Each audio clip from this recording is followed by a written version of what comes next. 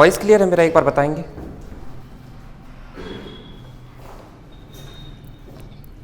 Okay, recording start है ना अक्षय? ठीक है। Good morning everyone. Good morning, कैसे हैं आप सब? तो मेरा ऐसा मानना है कि जितने लोग अभी जुड़े हुए हैं सब अभी गेट दे रहे हैं। ब्रिजेश, चांदनी, दीपांजलि, खुशी, लोकेश, नीतीश, सब गेट दे रहे हैं ना?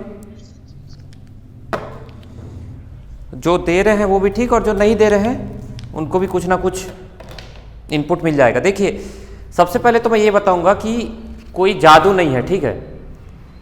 कोई जादू नहीं है कि आप यहाँ पे आ गए हैं और मेरा ये वाला एक 40-45 मिनट 1 घंटे का कुछ देख लेंगे और एकदम मैजिक हो जाएगा। कुछ मैजिक नहीं होगा। कोई भी कॉम्पिटिटिव एग्जाम में मैजिक नहीं होता है। आपका मेहनत है और मेहनत ही काम आता है। लेकिन ये है कि गेट एग्जाम में थोड़ा सा आप सही डायरेक्शन में जाके एक ठीक ठाक मार्क्स स्कोर कर सकते हैं। मैं आज के वीडियो में आपको ये नहीं बताऊंगा कि 60 प्लस 70 प्लस कैसे स्कोर करते हैं। सिंपल सा ये बताऊंगा कि कैसे आप आराम से क्वालिफाई कर सकते हैं, 40 नंबर तक आप पहुंच सकते हैं। मैं अभी जो अप्रोच बताऊंगा उससे, और अगर आप वो अभी के 25 दिन में फॉलो करते हैं तो निश्चित है कि आप 35 प्लस स्कोर कर जाएंगे। बस ये है। अगर कोई स्टूडेंट यहाँ पे मेरा अभी वाला वीडियो ये सोच के देख रहा है कि आप अंडर 100 में आना चाह रहे हो, या फिर आप मोर देन 70 मार्क्स 75 मार्क्स का अपेक्षा कर रहे हो, तो शायद ये वीडियो आपके लिए उतना यूजफुल नहीं होगा। मैं ये बात क्लियर कर देना चाहता हूँ।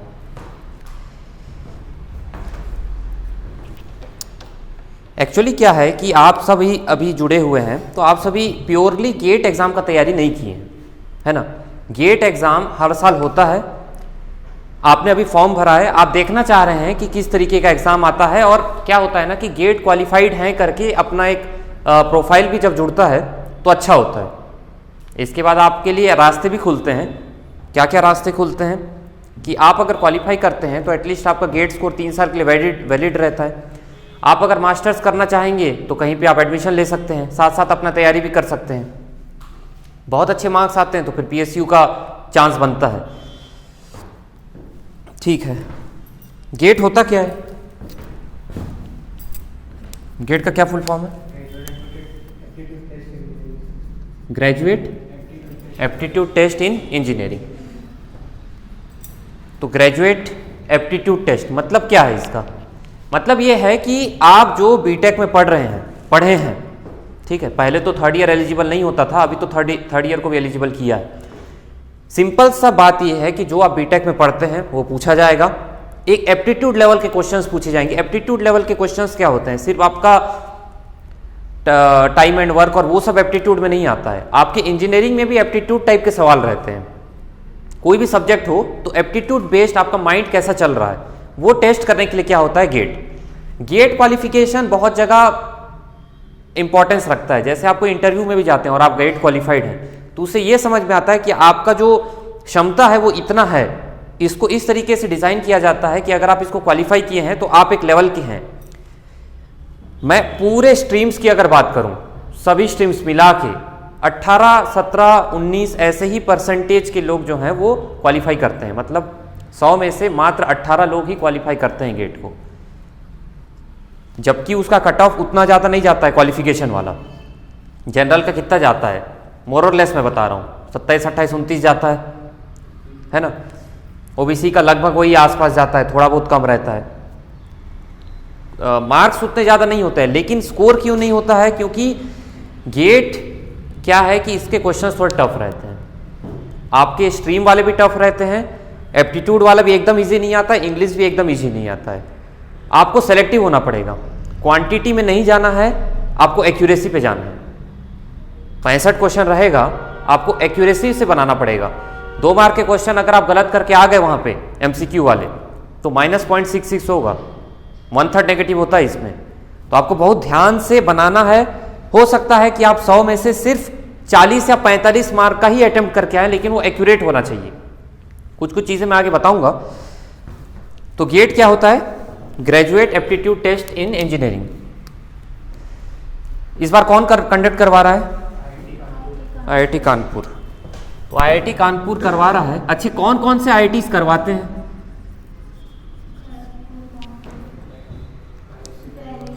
IISc बेंगलोर और टॉप 7 IITs, ठीक है। टॉप 7 IITs में दिल्ली, कानपुर, गुवाहाटी, रुड़की, खड़गपुर, ये सब आ जाएंगे, ठीक है, बॉम्बे, दिल्ली। तो इनका क्या रोटेशन चलता रहता है। इस बार कानपुर करा रहा है, कानपुर करा रहा है, तो मेरा ऐसा मानना है, जितना मैंने पैटर्न देखा है और क्योंकि मैं भी गेट दिया हूँ, तो कानपुर वाले एग्ज़ाम में थोड़ा सा तो टफ रहेगा। कुछ कुछ IITs में हल्का सा इजी देता है, गुवाहाटी हो गया या रुड़की हो गया, इस पर थोड़ा बहुत ठीक रहता है। कानपुर अपना लेवल दिखाएगा। तो आपको क्या करना है उसके लिए। कब स्टार्ट हुआ है IIT ये गेट का एग्ज़ाम?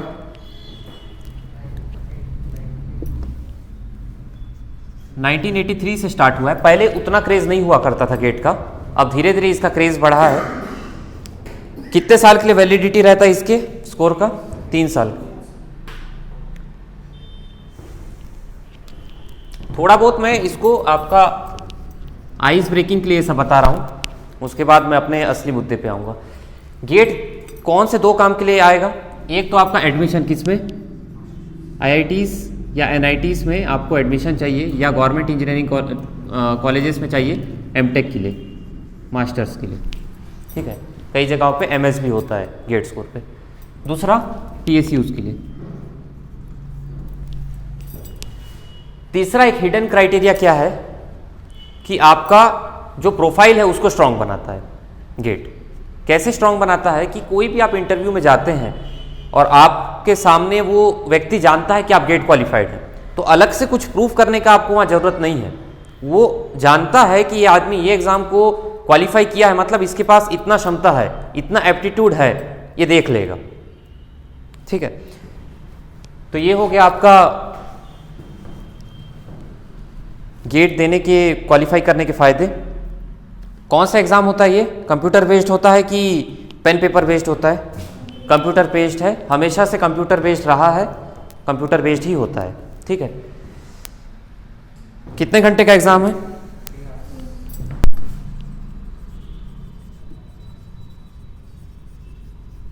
3 घंटा। ऑनलाइन में कहीं पे कुछ दिक्कत होगा तो पूछेंगे। वॉइस क्लियर है ना?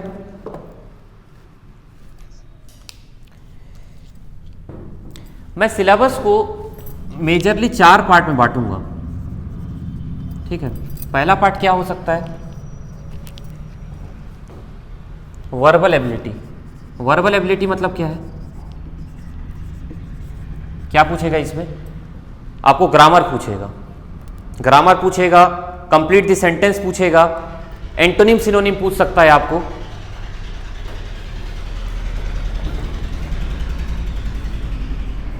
इंग्लिश ग्रामर, सेंटेंस कंप्लीशन,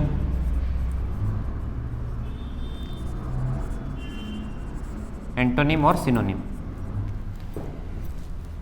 इसमें एंटोनिम सिनोनिम वाला जो पार्ट रहता है उसमें आपको ज़्यादा दिमाग नहीं लगाना है। अगर आपको आता है तो ठीक, नहीं आता है तो नहीं आता है। एक स्प्लिट सेकंड का बात है। क्वेश्चन दिखा आपको, एंटोनिम पता है, ऑपोजिट उसका पता है, समानार्थी पता है कि उसका विपरीत पता है तो ठीक, और नहीं पता है तो आप क्या करेंगे? उसको स्किप मार के आगे बढ़ेंगे। सेंटेंस कंप्लीशन हल्का सा आप दिमाग लगा सकते हैं, उसमें जो ऑप्शंस दिए रहते हैं उसको वहां पे पुट करके आप देखेंगे कि ये सही बैठ रहा है कि नहीं बैठ रहा है। एक तो देखिए, आप सभी को मैं ये बताना चाहूँगा कि आपका इंग्लिश उतना अच्छा नहीं है, ठीक है, उस पार का नहीं है। गेट के इंग्लिश में मान के चलिए 5 क्वेश्चंस आते हैं, तो 5 में से अगर आप 2 क्वेश्चन बना रहे हैं तो बहुत अच्छा परफॉर्म कर रहे हैं, याद रखिएगा। गेट एग्जाम में जब आप जाएंगे तो अपने दिमाग से निकाल देंगे कि मैं ज़्यादा क्वेश्चन अटेम्प्ट करके आऊँगी, ठीक है। आपके दिमाग में ये होना चाहिए कि जितना भी मैं अटेम्प्ट करूँ उतना एक्यूरेट होना चाहिए। स्मार्ट अप्रोच रखेंगे गेट में तो मार्क्स स्कोर कर पाएंगे। आपको 65 क्वेश्चन नहीं बनाना है, 40 से 45 क्वेश्चन बना के भी आप बहुत अच्छा मार्क ला सकते हैं। जो आता है उस पर समय देना है, जो नहीं आता है उस पर बेफिजूल का समय देने का मतलब नहीं है। ये हो गया आपका वर्बल एबिलिटी। उसके बाद क्या आएगा? Numerical ability. न्यूमेरिकल एबिलिटी में क्या है?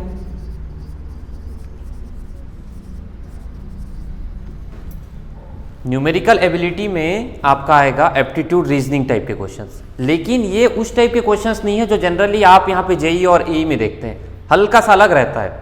इसमें क्रिटिकल थिंकिंग लगता है, थोड़े से घुमा के पूछेगा क्वेश्चन। जैसे एक आध दो क्वेश्चन को मैं अगर बताऊं तो ऐसा बोलेगा कि एक आदमी इन्वेस्ट किया था 10,000 रुपये 8 महीने के लिए, उस कंपनी में एक और आदमी आया 4 महीने बाद, उसने इन्वेस्ट किया 5,000 रुपये, फिर तीसरा आदमी आया जो 2 महीने के लिए इन्वेस्ट किया, लास्ट में जो 2 महीने वाले को इतना प्रॉफिट मिला। तो अब बताइए कि पहले वाले आदमी को कितना प्रॉफिट मिलना चाहिए। ठीक है, डायरेक्ट नहीं है, बनाना पड़ेगा, एकदम सिंपल भी नहीं है, गलती होने के भी चांसेस हैं, लेकिन बनता है। ये जो पार्ट है ये बहुत इंपॉर्टेंट है। क्यों इंपॉर्टेंट है? क्योंकि अगर आपसे एक क्वेश्चन बनेगा तो पूरे मार्क्स मिलेंगे, इसमें गलत होने के ज़्यादा चांसेस हैं क्योंकि आपको पता नहीं है, इसमें आप ज़्यादा स्कोर नहीं कर पाओगे, लेकिन ये आप स्कोर कर सकते हो। न्यूमेरिकल एबिलिटी, न्यूमेरिकल एबिलिटी में आपको प्रैक्टिस चाहिए। प्रैक्टिस आप कैसे करेंगे? आपको प्रीवियस ईयर बनाना पड़ेगा। फायदा ये है न्यूमेरिकल एबिलिटी, वर्बल एबिलिटी, और तीसरा एक पार्ट कौन सा है? Engineering mathematics. मैं मानता हूं कि गेट एग्जाम में ये दो पार्ट जो है सबसे इंपॉर्टेंट है। मैं क्यों ऐसा बोल रहा हूं? क्योंकि ये दोनों पार्ट बहुत स्कोरिंग रहता है। वर्बल एबिलिटी और न्यूमेरिक, मैं तो मार्क डिस्ट्रीब्यूशन आपको बता दूंगा, ये दोनों पार्ट जो रहता है ना, ये रिपीटेटिव टाइप भी रहते हैं। आप क्या करेंगे इसके लिए? वर्बल एबिलिटी, न्यूमेरिकल एबिलिटी और इंजीनियरिंग मैथमेटिक्स के आप क्या बनाएंगे? PYQs बनाएंगे, प्रीवियस ईयर क्वेश्चंस। कितने साल के बनाएंगे? वैसे तो मैं 20 साल बोलता हूं, लेकिन अभी आपके पास उतना समय नहीं है, तो आप 10 से 12 साल का बनाएंगे। और किसका बनाएंगे? सिविल का नहीं, आप सभी का बनाएंगे, क्योंकि ये पार्ट सबके लिए सेम है। तो आप सिर्फ सिविल का नहीं देखेंगे। एक और ट्रिक मैं बता रहा हूं कि अगर क्वेश्चन रिपीट करना होता है तो कंडक्टिंग इंस्टीट्यूट क्या करता है कि बच्चा ज़्यादा ध्यान देगा अपने सिविल के पेपर में। तो इसका ये काम करो, 6 साल पहले मैकेनिकल में जो क्वेश्चन आया था ना, उसको डाल दो। ये तीनों पार्ट का मैं बता रहा हूं, ठीक है? तो आप क्या करेंगे? प्रीवियस ईयर क्वेश्चन बनाएंगे, किसका? ऑल ब्रांचेस का। किसके लिए? ये तीनों के लिए। 10 से 12 साल का देखेंगे, एकदम ज्यादा नहीं जाएंगे। और कैसे बढ़ेंगे आप? लेटेस्ट से लेके पीछे तक जाएंगे। अभी कौन से स्टार्ट करेंगे आप? पहले 2022 का ही स्टार्ट करेंगे, 21 करेंगे, ऐसे करते करते आप 2010 तक आपको जाना है। आपका अभी कितना दिन बचा है?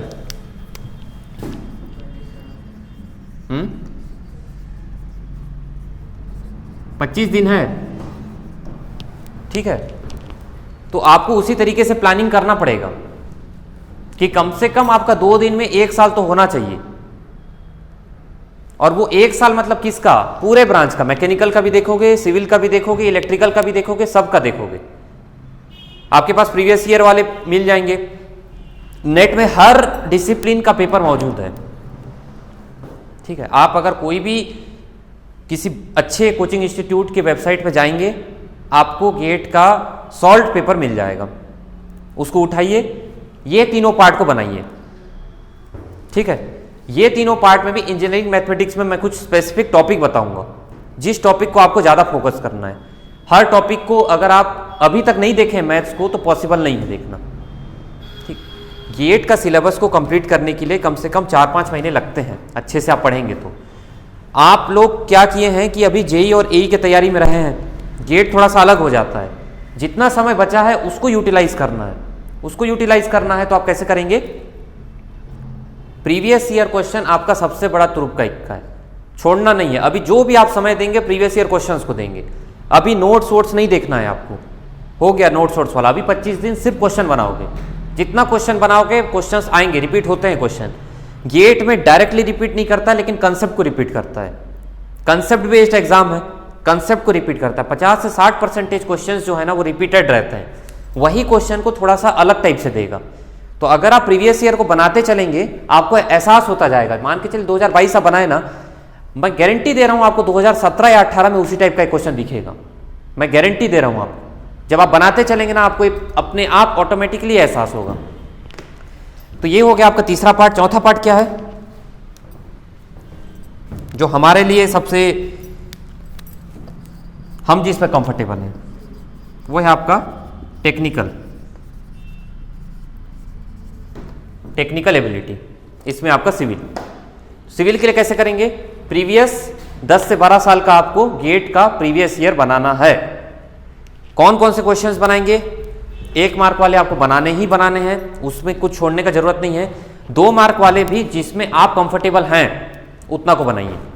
मैं ये नहीं बोल रहा हूं कि एक एक क्वेश्चन को पकड़ पकड़ के बनाइए। गेट के कुछ क्वेश्चंस इतने बड़े होते हैं, यहां से स्टार्ट होगा तो वहां पे खत्म होगा, और वहां पे आपका ये वाला कैलकुलेटर नहीं है, वर्चुअल कैलकुलेटर है। वर्चुअल कैलकुलेटर का प्रैक्टिस किए बिना अगर आप ये सोच रहे हैं कि मैं वहां चले जाऊंगी और डायरेक्ट वहां पे हो जाएगा, नहीं हो पाएगा।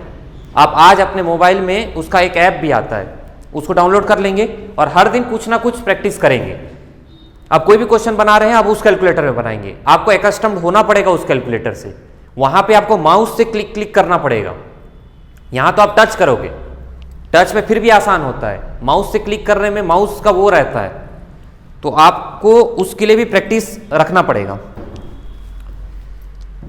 मैं थोड़ा सा आपको मार्क डिस्ट्रीब्यूशन बता देता हूं। वैसे आपको पता होगा कितने टोटल मार्क्स होते हैं, 100 मार्क है।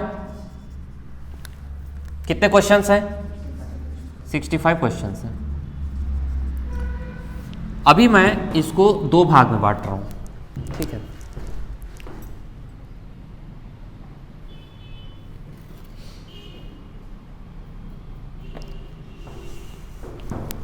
अभी मैं इसको 2 भाग में बांट रहा हूं। पहला भाग में बांट रहा हूं किसको, वर्बल एबिलिटी और न्यूमेरिकल एबिलिटी को। Verbal plus numerical ability. कितने क्वेश्चंस हैं इसमें, कितने मार्क्स हैं, 15 मार्क्स हैं, और क्वेश्चंस कितने हैं, 10 क्वेश्चंस हैं। किस पैटर्न में है, 5 + 5 के पैटर्न में। 5 कितने मार्क वाला, 1 मार्क वाला, और 5 कितने मार्क वाला, 1 मार्क वाला, 2 मार्क्स वाला, ठीक है। ये अब कुछ भी हो सकता है, ठीक है। इसका एकदम डायरेक्ट कैटेगराइजेशन नहीं होता है कि वर्बल एबिलिटी में 7 नंबर आ रहा है कि 6 नंबर आ रहा है, वो डिपेंड करता है। जनरली देखा गया है कि वर्बल का हल्का सा जो वेटेज है वो कम रहता है, न्यूमेरिकल का हल्का सा ज़्यादा रहता है, क्योंकि इसमें 2 मार्क क्वेश्चन 3 आ जाते हैं और इसमें 2 रहता है, ठीक है। उस हिसाब से 8-7 रहता है या फिर 9-6 भी रहता है। इसमें कैसे करेंगे आप, वर्बल एबिलिटी में आप रिस्क नहीं लेंगे। मैं बार बार कह रहा हूं, आपको लगेगा कि मेरा वो सही लग रहा है, सही लग रहा है, लेकिन होता नहीं है। जब एकदम श्योर होगे तो ही आप वर्बल एबिलिटी को अटेम्प्ट करोगे। नहीं कर रहे हो तो भी बहुत दिक्कत वाली बात नहीं है, क्योंकि आप 25 दिन में अपना इंग्लिश को सुधार लोगे ऐसा नहीं है, ठीक है। कुछ कुछ क्वेश्चंस रहते हैं जहां पे आप बना सकते हैं, जैसे सेंटेंस कंप्लीशन हो गया, या कहां पे गलत है, इस टाइप का जब रहता है ना, तो क्योंकि हम बोलचाल में ये सब देखते रहते हैं, तो आप पकड़ लिए तो ठीक, और नहीं पकड़े तो जबरदस्ती उसमें आपको समय नहीं देना है। आपको लग रहा होगा कि 65 क्वेश्चन है और 3 घंटा आराम से बनाऊंगा, क्योंकि आप लोग का जेईई में क्या रहता है, 150 क्वेश्चन 150 मिनट, एक क्वेश्चन 1 मिनट। अरे इसमें तो बहुत है मिनट, 180 मिनट में 65 क्वेश्चन बनाना है, लेकिन ऐसा नहीं है। वहां पे आपको समय का पता नहीं चलेगा। एक और चीज मैं आपको बता दे रहा हूं, आप सभी के लिए स्पेशली, मैं फिर से ये बात बोल रहा हूं कि ये वीडियो उनके लिए नहीं है जो टॉप 100 में आना चाह रहे हैं या more than 70 marks 60 marks expect कर रहे हैं। ये उनके लिए है जो आराम से क्वालिफाई करना चाह रहे हैं, 40 के आसपास टारगेट मार रहे हैं, ठीक है। और बहुत अच्छा मार्क होता है 40 गेट में। आपका टारगेट होना चाहिए 40 to 45 क्वेश्चंस आप अटेम्प्ट करेंगे, ना इससे ज्यादा ना इससे कम। इससे ज्यादा करेंगे तो आप पक्का है कि कुछ ना कुछ गलत करके आएंगे और अपने ही मार्क्स को कम करते जाएंगे। एक्यूरेसी पे पूरा ध्यान देंगे, 40 से 45 क्वेश्चन से ज्यादा अटेम्प्ट नहीं करना है, ठीक है। ये हो गया आपका 65 क्वेश्चन। उसके बाद क्या आएगा आपका मैथ्स प्लस टेक्निकल। ये कितना मार्क है, 85 मार्क्स का है। कितने क्वेश्चन है इसमें, 55 ना, 55 क्वेश्चंस हैं। क्या कैटेगरी है इसका, 25 1 मार्क क्वेश्चन और 30 2 मार्क क्वेश्चन, 60 और 25 85। तो आप अगर टोटल देखें तो 65 में से क्या कैटेगराइज्ड हुआ, कितने 1 मार्क वाले हैं 65 में 30, और 2 मार्क वाले कितने हैं 35।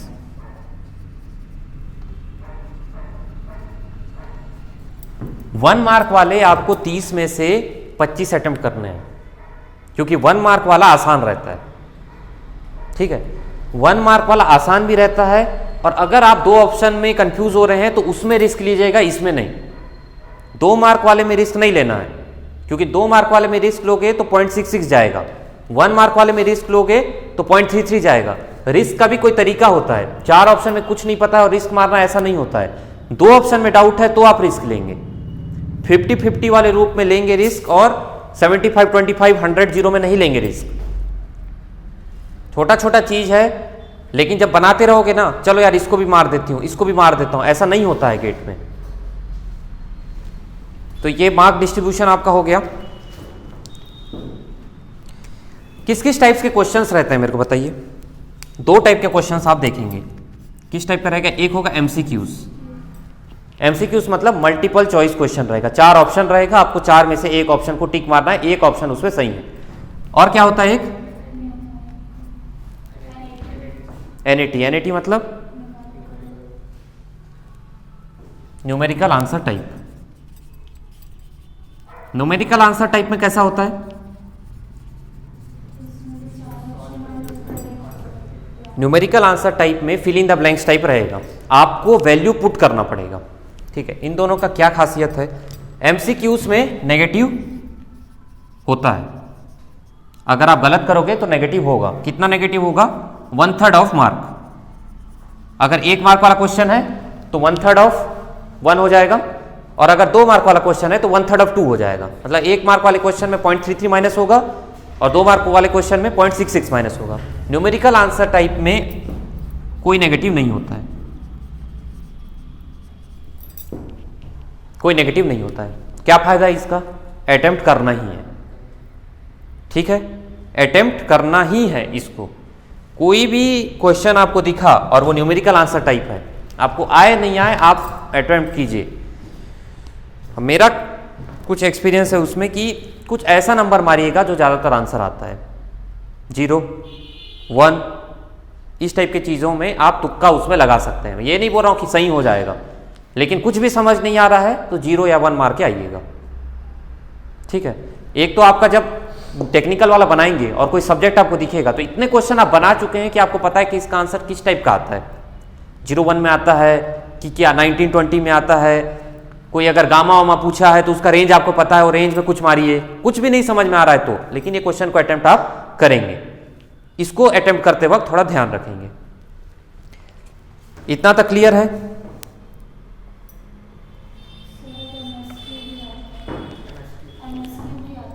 एमएसक्यू कैसा होता है? क्या होता है एमएसक्यू? मल्टीपल सॉल्यूशन क्वेश्चन, जिसमें एक से ज्यादा आंसर सही रहते हैं। और उसमें नेगेटिव होता है कि नहीं? उसमें भी नेगेटिव नहीं होता है।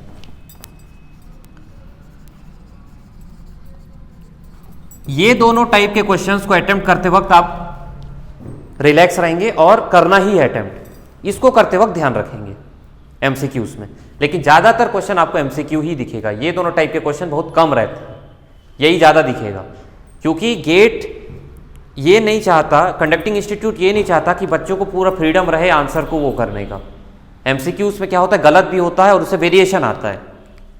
न्यूमेरिकल आंसर टाइप में क्या होता है कि एक रेंज रहता है। मान के चलिए कि कोई पर्टिकुलर आंसर जो है 15.62 है, जरूरी नहीं है कि आप 15.62 एकदम एग्जैक्ट मारना है, उसका एक रेंज रहेगा। हो सकता है वो ऐसा रेंज मारे 15.57 से लेके 15.67 तक, ये उसका रेंज है।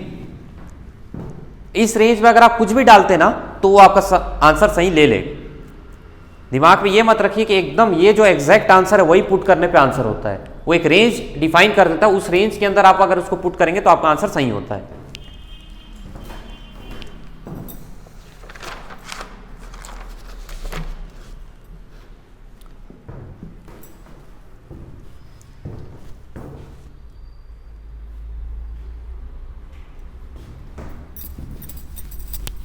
यहां तक क्लियर है ऑनलाइन?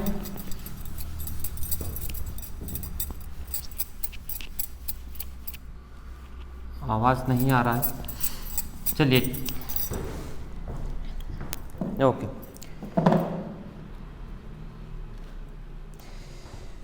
आपके अपने सब्जेक्ट्स में बेसिक क्लियर होने चाहिए, ठीक है, उतना तो आपका है।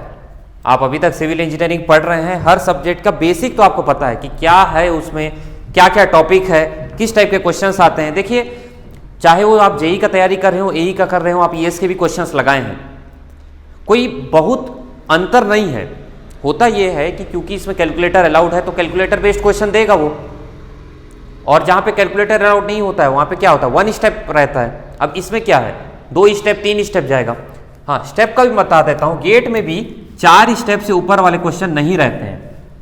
अगर आप कोई क्वेश्चन बना रहे हैं और 4 स्टेप में उसका आंसर नहीं आ रहा है तो एक बार चेक कीजिएगा, हो सकता है आपका अप्रोच गलत है।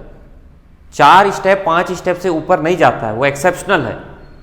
हमारे ईएस में क्या होता है, 2 स्टेप 3 स्टेप। हमारे जेईई में क्या होता है, 1 स्टेप, मैक्सिमम कभी चला गया तो 2 स्टेप। तो इसमें 4-5 स्टेप से ज़्यादा नहीं जाएगा।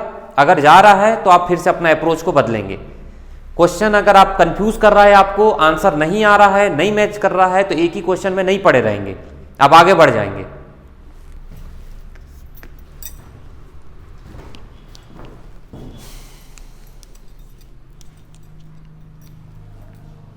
ठीक है, अभी 25 दिन आपका बचा है,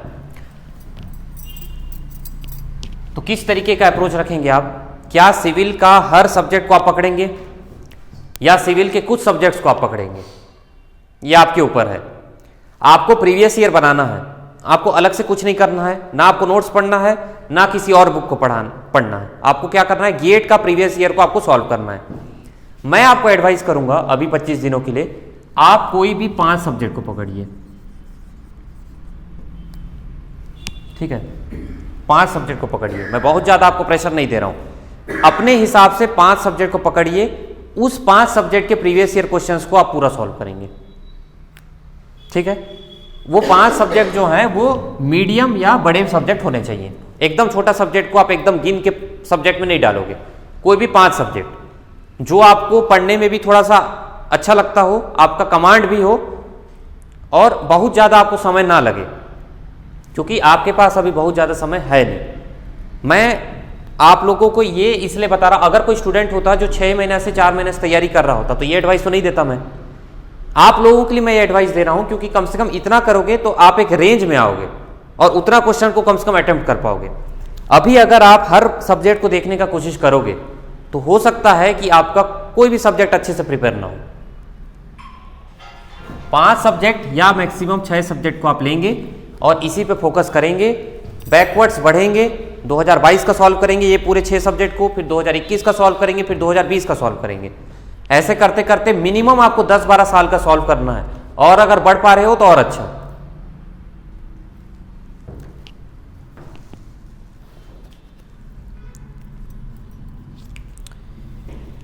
आप हर सब्जेक्ट का एक माइक्रो नोट्स बनाएंगे। माइक्रो नोट्स क्या होगा, जो सिर्फ 1 या 2 पेज का होगा। वो कैसे बनेगा, मान के चलिए कि आप एक सब्जेक्ट लिए सर्वे के क्वेश्चंस आते हैं। मैं कल देख रहा था प्रीवियस ईयर में, वो क्वाड्रेंटल बियरिंग वाला भी आता है, इंक्लूडेड एंगल वाला भी आता है, आपका रॉन्ग चेन वाला भी आता है। तो ये तो 2022 में आए हुए क्वेश्चंस थे। 1 से 2 पेज का बनता है। ये कैसे बनेगा, ये आपका शीट है, आप 2022 में गए, 2022 में सर्वे का क्वेश्चन आप देख रहे हो। सर्वे का क्वेश्चन में कौन सा फॉर्मूला यूज हुआ था या कोई इंपॉर्टेंट कंसेप्ट था क्या, उसको नोट कर लिए। सब कुछ नहीं लिखना है माइक्रो नोट्स में। ये कब काम आएगा, लास्ट का 3-4 दिन में जब आपको पढ़ना रहेगा तब काम आएगा। तो मान के चले कि कोई फॉर्मूला आपने लिख दिया यहाँ पे, फिर 2021 में गए, सर्वे के 2 क्वेश्चन और दिखे, कुछ ना कुछ और कॉन्सेप्ट रहा होगा, यहाँ पे हो गया, यहाँ पे हो गया। ऐसे करके आप माइक्रो नोट्स बनाएंगे, 1 या 2 पेज का बनाएंगे। कितने सब्जेक्ट का बनेगा, 6 सब्जेक्ट का। मैं 6 सब्जेक्ट या आपको 5-6 सब्जेक्ट मिनिमम रखा हूँ। आपका कैपेसिटी के ऊपर अगर आप और बढ़ा सकते हैं तो बढ़ाइए, लेकिन उतना मत जाइएगा कि आपका कोई भी चीज अच्छे से क्लियर ना हो। लालच में नहीं पढ़ना है। आपका ये एग्जाम जो है, आप ये वीडियो को अभी तक देख रहे हैं तो समझ गए होंगे कि आप एकदम ज्यादा एम नहीं कर रहे हैं। एकदम ज्यादा एम नहीं कर रहे हैं तो एकदम ज्यादा लालच में मत आइएगा। जब एग्जाम हॉल में भी बैठे होंगे तो आपको मन करेगा कि यार इसको भी मार दूं क्या, इसको भी मार दूं क्या। मारते मारते अपना क्वालिफिकेशन से भी पीछे चले जाओगे। दिमाग में एक चीज डाल लीजिए कि मेरे को कम क्वालिफाई तो करना ही है, गेट क्वालिफाइड तो मेरे को होना ही है। ये आपका सबसे प्राइमरी टारगेट होना चाहिए और आपको अचीव करना है कम से कम 40 नंबर। ये आपका टारगेट होना चाहिए। तो इस टाइप के आप माइक्रो नोट्स बनाएंगे। माइक्रो नोट्स में क्या क्या रहेगा, फॉर्मूले रहेंगे प्लस कोई इंपॉर्टेंट कंसेप्ट है तो वो रहेगा, हर सब्जेक्ट का बनेगा। ये माइक्रो नोट्स और किसका बन सकता है, आपका न्यूमेरिकल एबिलिटी का भी बनेगा और इसको तो बनाना ही बनाना है। न्यूमेरिकल एबिलिटी में कुछ आया, किस टाइप का क्वेश्चन आया, कोई कॉन्सेप्ट था क्या, लिख लीजिए। यही सेम कॉन्सेप्ट आपको 4 साल 5 साल पहले वाले किसी पेपर में दिख जाएगा। इस बार भी जो न्यूमेरिकल एबिलिटी आने वाला है वो कहीं ना कहीं का रहेगा, इतना आप ध्यान में रख लीजिए। अगर आप प्रीवियस ईयर क्वेश्चन बना लिए हर ब्रांच का 10-12 साल, मैं गारंटी दे रहा हूं आपको, आप 60 से 70% जो क्वेश्चंस हैं न्यूमेरिकल एबिलिटी और इंजीनियरिंग मैथमेटिक्स के बना लेंगे। आपका वही टारगेट होना चाहिए। अभी आप मैथ्स को पकड़ के बैठोगे मान के चलिए तो आपसे नहीं होगा। डायरेक्ट क्वेश्चन में उतरिए, क्वेश्चन का कंसेप्ट देखिए ये कैसे बना, वही सेम क्वेश्चन आपको 3-4 साल पहले दिखेगा। तो इसके भी आप नोट्स बनाएंगे, न्यूमेरिकल एबिलिटी के माइक्रो नोट्स बनेगा। मैथ्स और एप्टीट्यूड जो है, ये न्यूमेरिकल एबिलिटी वाला पार्ट और इंजीनियरिंग मैथ्स जो है, ये आपका हर दिन होना चाहिए। आप हर दिन पढ़ेंगे। न्यूमेरिकल एबिलिटी मान के चलिए 3 ब्रांच का आपको आज निपटाना है 2022 का। 3 ब्रांच बोलने से मैकेनिकल, सिविल और इलेक्ट्रिकल का आपने न्यूमेरिकल एबिलिटी सॉल्व किया, प्लस मैथ्स देखा। मैथ्स में मैथ्स का कैसे रहता है, मैथ्स का डिस्ट्रीब्यूशन ऐसा है कि बोलते हैं कि 15 मार्क्स का होता है, लेकिन ये हर समय नहीं रहता है। कभी ये 12 का भी आया है, कभी 14 का भी आया है, 16 का भी आया है, 18 का भी आया है। इसलिए मैंने उसको टेक्निकल के साथ जोड़ा है। ये एकदम फिक्स नहीं रहता है कि 15 मार्क एग्जैक्ट आएगा, और उसमें ये डिस्ट्रीब्यूशन भी फिक्स नहीं है कि कितना 2 मार्क वाला है और कितना 1 मार्क वाला है। इसके रेंज में रहता है। आपको टारगेट ये रखना है कि मैथ्स में कम से कम आप 50% स्कोर करें। 15 का आ रहा है तो 6-7 नंबर आना चाहिए, और 6-7 नंबर आने के लिए मैं कुछ टॉपिक्स बता दूंगा। उन टॉपिक्स को अगर आप देख लोगे तो उतना बन जाएगा। मैथ्स का भी बनेगा आपका माइक्रो नोट्स। जो भी क्वेश्चन बनाते हो देख लिए, उसको थोड़ा बहुत कुछ नोट्स बना लिए। ये सब नोट्स बहुत काम आता है। अभी आपको समझ में नहीं आएगा, अभी लगेगा चलो यार क्वेश्चन ही बनाता हूं, इसमें क्यों मैं टाइम वेस्ट करूं। लेकिन जब लास्ट मोमेंट आता है, लास्ट का 2-3 दिन 4 दिन बचा है, आपको समझ नहीं आता है ना, तो यही नोट्स काम आते हैं। फिर ये आपका मैथ्स हो गया। मैथ्स और एप्टीट्यूड के प्रीवियस ईयर क्वेश्चंस आपको हर दिन लगाने हैं, कभी भी नहीं छूटेगा वो।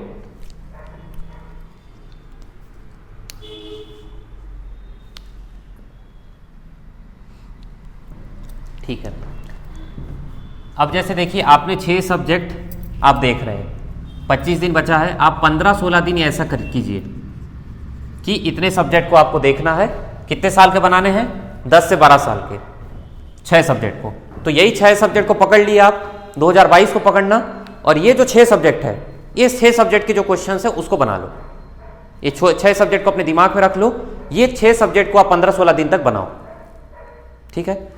अगले 4-5 दिन जो है आप 1-2 सब्जेक्ट और देखोगे। ठीक है। अगले 4-5 दिन जो है आप 1-2 सब्जेक्ट और देखोगे। मान के चलिए आप 6 सब्जेक्ट में कौन कौन से रख दिए, सॉइल रख लिए, एनवायरनमेंट रख लिए, ट्रांसपोर्टेशन रख लिए, सर्वे रख लेना, और क्या रखोगे, 2 सब्जेक्ट और कुछ। ठीक है। अब वो उनके सब क्वेश्चंस बन जाने चाहिए, लेकिन आपको टारगेट बना के चलना पड़ेगा। आपको प्रीवियस 10-12 साल का सॉल्व करना है। कितने दिन में, 15-16 दिन में। मतलब आपका एवरेज कितना हुआ, हर दिन एक पेपर तो होना चाहिए। ठीक है। 4 से 5 दिन जो अगला रहेगा उसमें 1-2 नए सब्जेक्ट देखोगे। और इसमें और क्या देखोगे, जब आप इसको बना रहे थे 6 सब्जेक्ट को, तो ऐसा तो नहीं है कि हर क्वेश्चन बन रहा होगा। कुछ क्वेश्चंस पे डाउट रहे होंगे और कुछ क्वेश्चंस आपको हार्ड लगे होंगे। उन क्वेश्चंस को आप स्टार मार्क लगा के रखेंगे, और वही क्वेश्चन को इस टाइम पे देखेंगे, इस 4-5 दिन में, प्लस 1-2 सब्जेक्ट नए भी देखेंगे। तो आपका ओवरऑल में क्या हुआ, ओवरऑल में आपके 8 सब्जेक्ट कंप्लीट हुए सिविल के। मतलब आप 60 to 70% अपना कवर किए सिविल को। आपने न्यूमेरिकल एबिलिटी कवर किया, मैथ्स का 50% कवर किया, और इंग्लिश तो देखिए उसका कुछ कहा नहीं जा सकता। प्रीवियस ईयर जब देखते हो हल्का फुल्का पलट लिया करो, लेकिन ये मत सोचा करो कि इसका कंसेप्ट में जाऊं, अगर ये पूछा है ऑपोजिट तो चलो मैं और कुछ ऑपोजिट देख लेता हूं, ऐसा मत करना, समझ आएगा। तो आपका ये होगा कि गेट में आप 60 to 70% कवर करके जा रहे हो, तो 65 में से 40-45 क्वेश्चन का कवरेज रहेगा आपके पास। और अटेम्प्ट इतना ही करना है आपको, मैं फिर से बोल रहा हूं, इससे ऊपर अटेम्प्ट आप नहीं करेंगे, क्योंकि उससे ऊपर अटेम्प्ट में आपके गलती ज़्यादा होंगे। 40 से 45 क्वेश्चन ही आप अटेम्प्ट करेंगे, 45 मैक्स, 45-46, इतने में आपके 40 मार्क आराम से आ जाएंगे। तो कैसे हुआ, अभी के 15-16 दिन क्या करेंगे आप, 6 सब्जेक्ट को देखेंगे, प्रीवियस ईयर 10 से 12 साल का निपटाएंगे, जहां पे दिक्कत आता है उसको स्टार मार्क लगा के रखेंगे। अगले 4-5 दिन जो है 1-2 नए सब्जेक्ट को पकड़ेंगे, फिर से वैसे ही प्रोसीजर करेंगे, और उस समय वो स्टार मार्क वाले जो थे क्वेश्चंस उसको भी अटेम्प्ट करेंगे।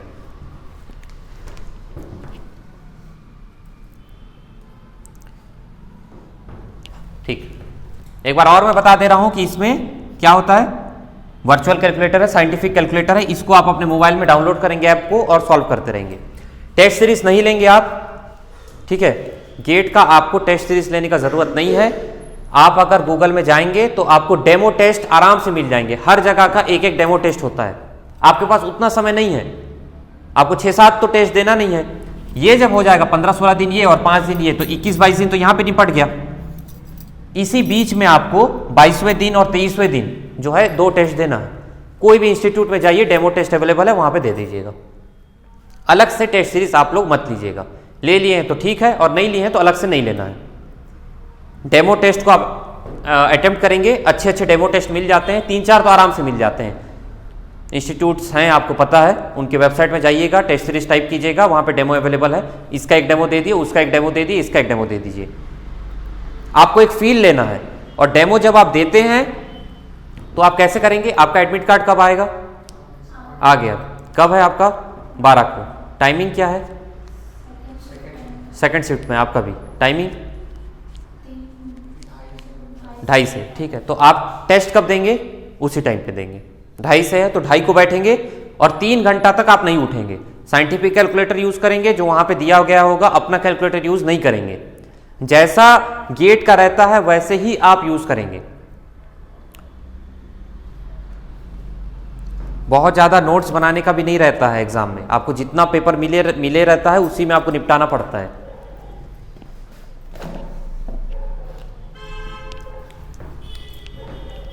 तो आपको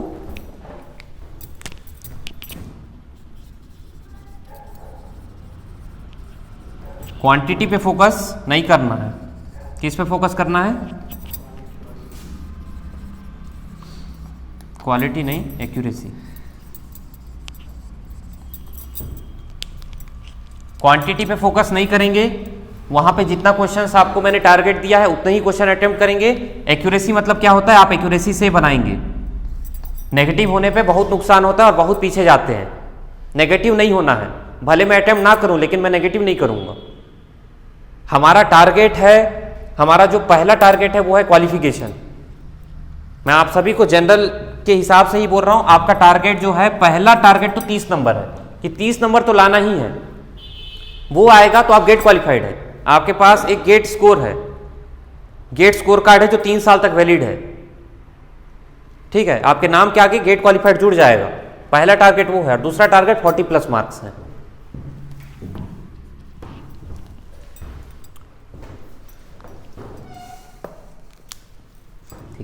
मैं आप लोगों को एडवाइस करूंगा कि एप्टीट्यूड और जो मैथमेटिक्स पार्ट है इसको अच्छे से फोकस करेंगे।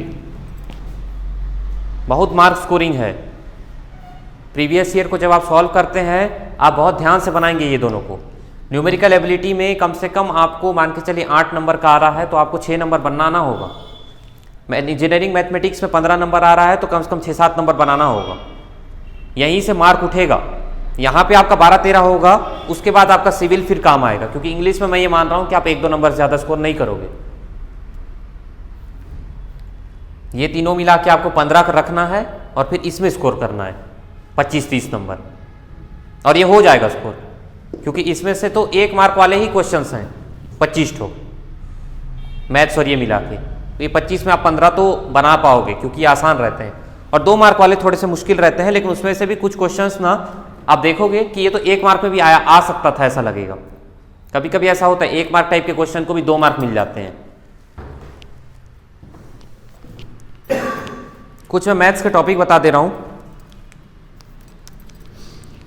सेट थ्योरी, सेट थ्योरी आसान होता है, ठीक है। हम शुरू से देखे हैं कि पहला टॉपिक हम सेट थ्योरी पढ़ते आ रहे हैं, थोड़ा बहुत ध्यान लगाओगे ना तो क्वेश्चन बन जाएंगे आपसे, ठीक है। सेट थ्योरी, उसके बाद आइगन वैल्यू आता ही है हर साल, आइगन वैल्यू और आइगन वेक्टर। एक बार बनाना सीख जाओ, एक क्वेश्चन फिक्स हो जाता है। एक और टॉपिक को आप पढ़ेंगे, वो है होमोजेनस इक्वेशन वाला।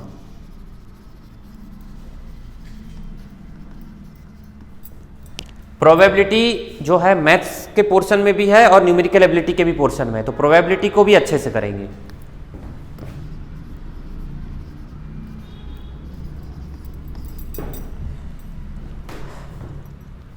Set theory, eigen value, eigen vector, homogeneous equation और प्रोबेबिलिटी, इतना देखिए बस। इससे अलावा कोई टॉपिक आपसे अच्छे से बनता है तो देखिए, मिनिमम इतना आपको देखना है। मेरा मानना है इतना आप देखेंगे ना तो मैथ्स में 50% के आसपास आपका पोर्शन कवर हो जाएगा। 15 नंबर में आप 6-7 नंबर अटेम्प्ट कर जाएंगे।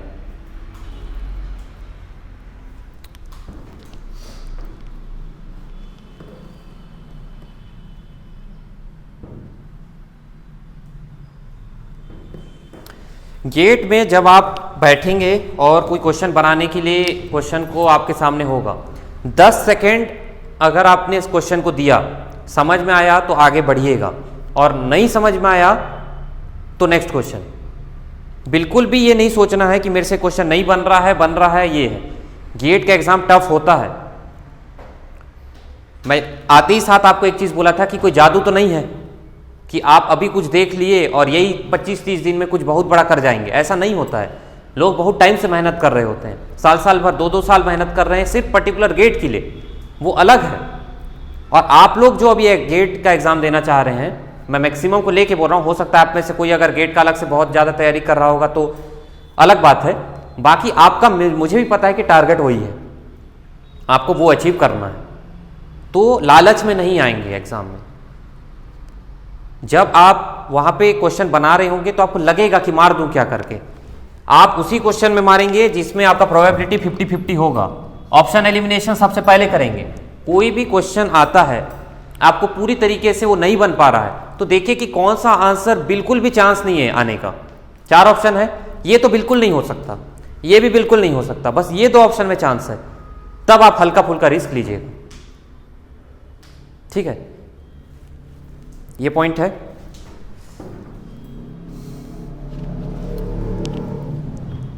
कैलकुलेशंस होते हैं बड़े बड़े, ठीक है। कोई भी इक्वेशन अगर आपका आ गया लंबा, आपका प्रैक्टिस है, उस पर ठक ठक करके कर लेते हैं। वहां पे आपको माउस का एक एक क्लिक से करना पड़ेगा, और सिर्फ एक एक क्लिक से नहीं होगा, आपको पता भी होना चाहिए कि होल डिवाइड कैसे होता है, टू द पावर कैसे होता है, टू द पावर 4 कैसे होता है। क्वेश्चन पता है, इक्वेशन भी पता है कि मैं टू द पावर 4 करूंगा इसको तो मेरा आंसर आ जाएगा, लेकिन टू द पावर 4 वहां पे आपको करना ही नहीं आ रहा है, कैसे करोगे? इसीलिए आपको ये कैलकुलेटर का प्रैक्टिस होना जरूरी है। आज से ही आप प्रैक्टिस करेंगे, आज से जो भी आप क्वेश्चन बनाएंगे, भले आपको समय लगेगा लेकिन आप उसी कैलकुलेटर में बनाएंगे। आदत हो जाता है इस कैलकुलेटर का तो फिर तकलीफ होगा, वहां पे आप उसी कैलकुलेटर को यूज करेंगे।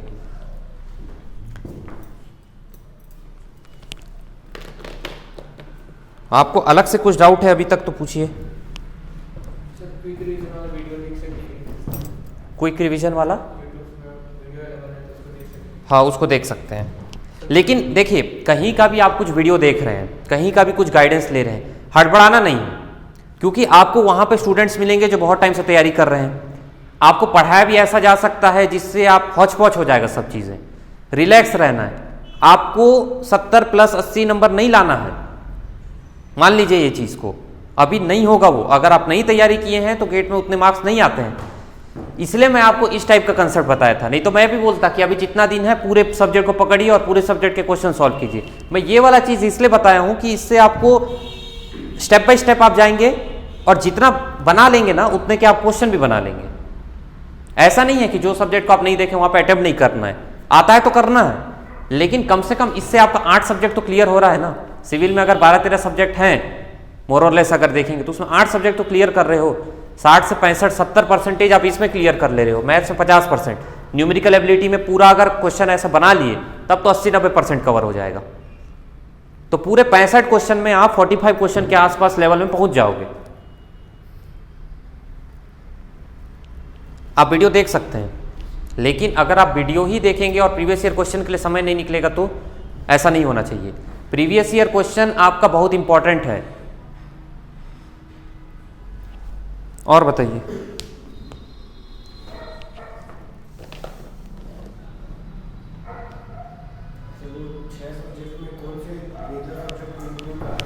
देखिए उसमें सिर्फ मेजर सब्जेक्ट की बात नहीं है, उसमें आपका कंफर्ट लेवल भी आता है। आप किस सब्जेक्ट में कंफर्ट हो और वो सब्जेक्ट अगर एवरेज भी है तो उसको इंक्लूड करो, ठीक है। जैसे मैं आपको पर्टिकुलर पूछूं तो क्या क्या सब्जेक्ट लोगे? सॉइल, सर्वे, सॉइल, ट्रांसपोर्टेशन और डबल ई और इरिगेशन, इरिगेशन हाइड्रोलॉजी को एक ही मान के कर निपटा लीजिएगा, ठीक है। और एक कोई सब्जेक्ट पकड़ लीजिएगा,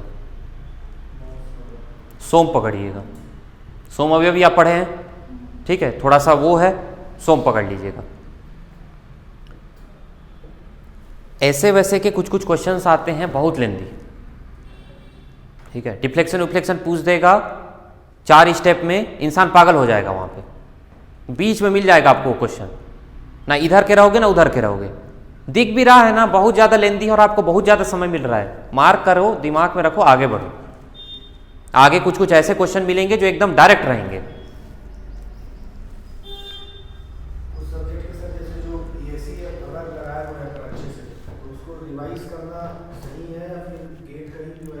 मैं अभी आपको वही एडवाइस करूंगा कि आप गेट पे ही रहिए, गेट के प्रीवियस ईयर क्वेश्चंस को ही लगाइए, ठीक है। अभी दूसरे जगह स्विच मत कीजिए, आपके पास ज़्यादा समय नहीं है, 25 दिन का समय है। आपको एक एक दिन का पेपर करने में समय लगेगा क्योंकि लेंदी रहता है ये सब के आंसर्स जो रहते हैं। तो आप इसको देखिए, अगर आपको गेट के कहीं प्रैक्टिस सेट्स मिलते हैं तो भी आप देख सकते हैं। उसके बाद भी अगर आपको समय मिल रहा है ईएस के क्वेश्चन लगाने का, क्योंकि देखिए आपको न्यूमेरिकल एबिलिटी भी देखना है, मैथ्स भी देखना है, तो बहुत ज़्यादा समय नहीं है आपके पास, क्योंकि मैथ्स आपके लिए नया है। आप लोग मैथ्स तो नहीं पढ़े होगे, आइगन वैल्यू, आइगन वेक्टर, ये सब को एक बार कंसेप्ट में लाओगे और अभी लाओगे तब तो होगा। अगर आप सोचोगे कि मैं लास्ट का 1 हफ्ते में देखूंगा तो नहीं बनेगा, आपको अभी देखना पड़ेगा। कोई भी नया चीज़ है तो अभी के 15 दिन में निपटाइए, लास्ट के 10 दिन में नहीं होगा। मैं फिर से बोल रहा हूँ, मैथ्स बहुत इंपॉर्टेंट है, बहुत स्कोरिंग है, स्किप करके जाओगे तो बहुत नुकसान पाओगे। कम से कम इतने टॉपिक तो देख ही लेना, इसके अलावा कोई टॉपिक आपको आसान लगता है तो उसको भी देखना।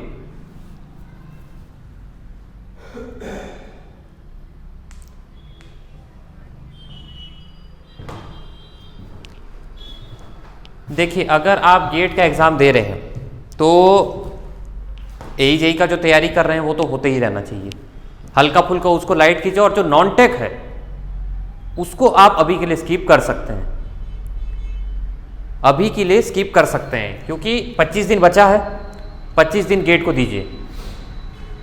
अभी अगर फिर से वो नॉन टेक वाला चीज़ को दिमाग में लाओगे तो यहाँ वाला चीज़ बिगड़ेगा। तो अभी नॉन टेक को हल्का फुल्का स्किप कीजिए,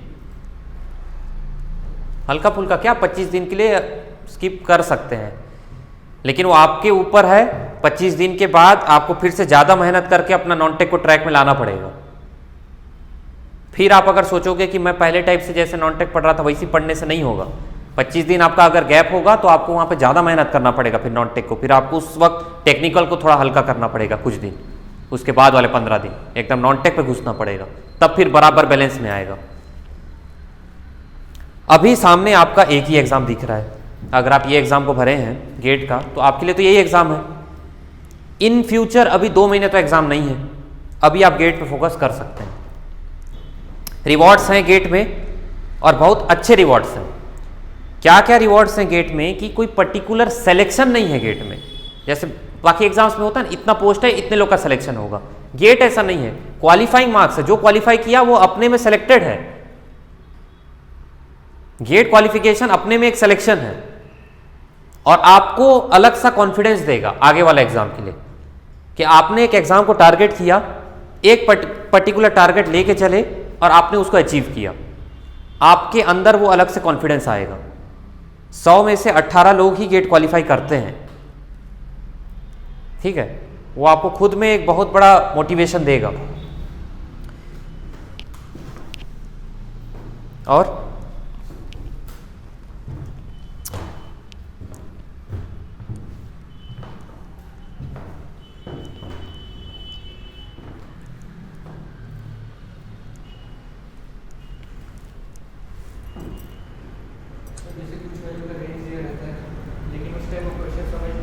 किस पे कोई क्वेश्चन दिया है और वो आंसर हमको पता है कि रेंज में आ जाता है, लेकिन वो क्वेश्चन वहाँ पर नहीं बन रहा, तो उस पर ट्राई कर सकते हैं क्या? अगर एनएटी वाला है तो ट्राई करना ही है, उसमें सोचना नहीं, क्योंकि उसमें नेगेटिव नहीं है। आंसर फिलिंग वाले में आपको अटेम्प्ट करना ही है, कुछ आए नहीं आए अटेम्प्ट कीजिए। कोई सब्जेक्ट का है, मैं बोला ना, एक एग्जांपल दिया आपको कि आपको मान के चलिए यूनिट वेट पूछ रहा है, आपको पता है कि गामा का वैल्यू यही आसपास रहता है, गामा डी का, तो मारो ना उसमें कुछ। गामा डी का वैल्यू अगर 16 के आसपास आप हमेशा देखते आ रहे हो तो 16 के आसपास मारो, कुछ नेगेटिव तो नहीं जा रहा है, आपको अटेम्प्ट करना है। अगर सॉल्यूशन नहीं बन रहा तो हाँ, तो भी अटेम्प्ट करना है उसमें, क्योंकि नेगेटिव नहीं है, आप रिस्क ले सकते हैं।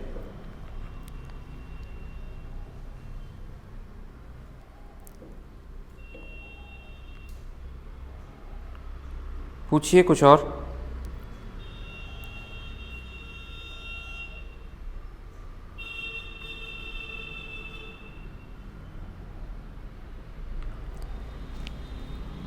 कहाँ का सेंटर है आपका?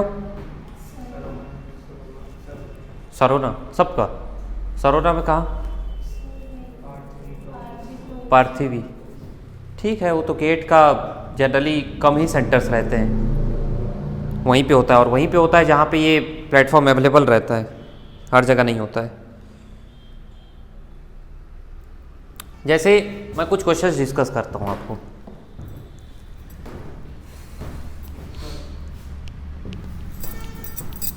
आपको एक अंडरस्टैंडिंग तो आया ना गेट का एग्जाम का, कि किस तरीके से आप अप्रोच रख सकते हैं, आप लोग क्या मेथड्स फॉलो कर सकते हैं जिससे आपका एक पर्टिकुलर गोल को अचीव कर सकें।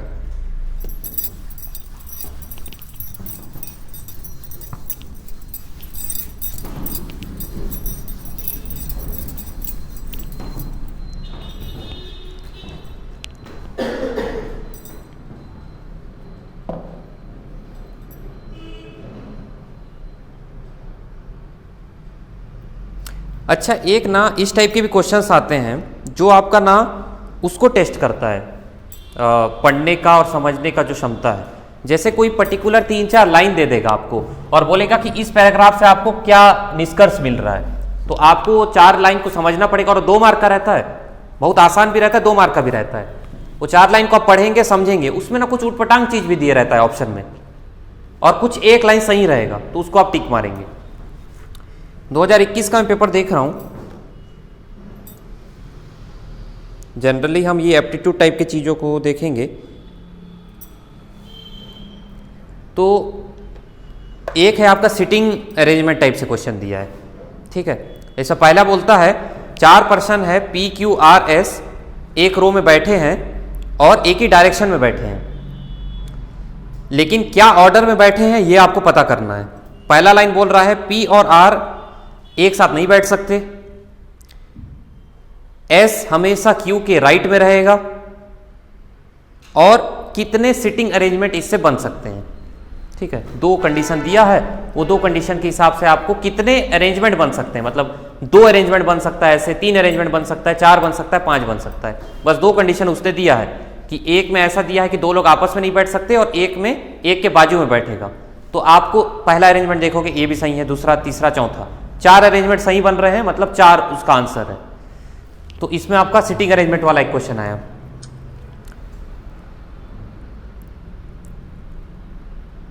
एक है लॉजिकल नेगेशन का क्वेश्चन आया है। इसे पूछ रहा है कि एक स्टेटमेंट दिया है, या तो P Q से शादी करेगा या X Y से शादी करेगा। अब इससे आपको क्या सही आंसर है, ठीक है। तो आप स्टेटमेंट पढ़े और उसका 4 ऑप्शन दिया है आपको देखना पड़ेगा कि ये स्टेटमेंट से ये 4 ऑप्शन में क्या सही बैठ रहा है। कंफ्यूजिंग होता है, ध्यान से पढ़ेंगे और आंसर मारेंगे, इस टाइप के क्वेश्चन है। इसलिए मैं बोला था कि जो नॉर्मल हम एप्टीट्यूड बनाते हैं ना, उस टाइप के डायरेक्ट नॉर्मल क्वेश्चंस नहीं आते हैं इसमें, इसलिए आपको इसके प्रीवियस ईयर बनाने जरूरी है। आप अलग से RS अग्रवाल या कोई एप्टीट्यूड का बुक पकड़ के बैठोगे तो यहां पे काम नहीं आएगा।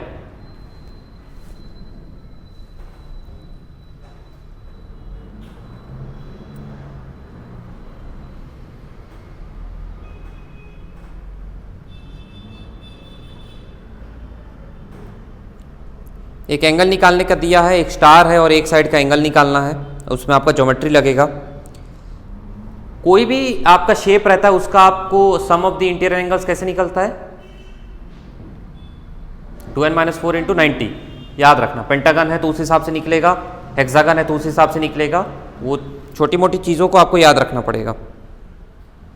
एक तो वेन डायग्राम वाला दिया हुआ है, 2 गोला दिया है, कहीं पे 25, 40, 100% ऐसा पूछेगा कि कौन है जो दोनों करता है, कौन है जो एक करता है और दूसरा नहीं करता है, उस टाइप के क्वेश्चंस। वही एक पैराग्राफ वाला क्वेश्चन आया है जिसपे पैराग्राफ दिया है और 4 लाइन दिया है, पूरा थ्योरेटिकल है, आपको ध्यान से पढ़ना पड़ेगा, समझना पड़ेगा।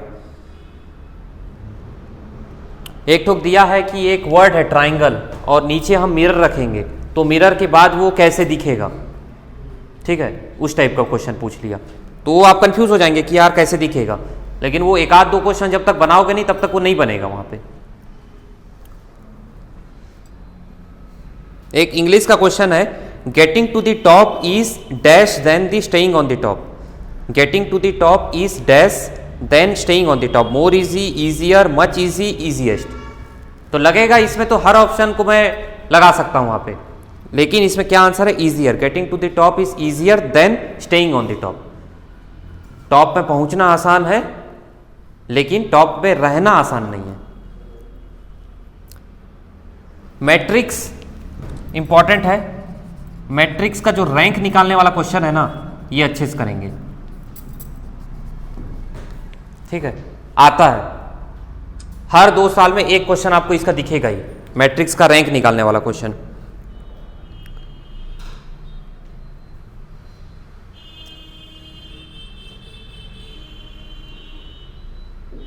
काइनेमेटिक विस्कोसिटी का डायमेंशनल फॉर्मूला पूछा है, MLT के फॉर्म में।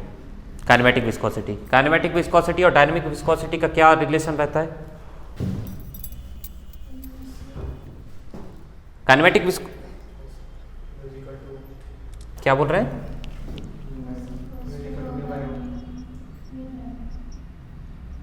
बाय डेंसिटी, ठीक है। Dynamic viscosity upon density is equals to kinematic viscosity, ठीक है। इससे, इस रिलेशन से आप उसका डायमेंशनल कांस्टेंट निकाल सकते हैं।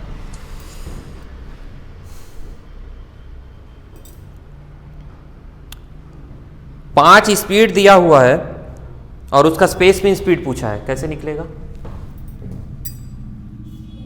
40 है, 55 है, 60 है, 65 है, 80 है।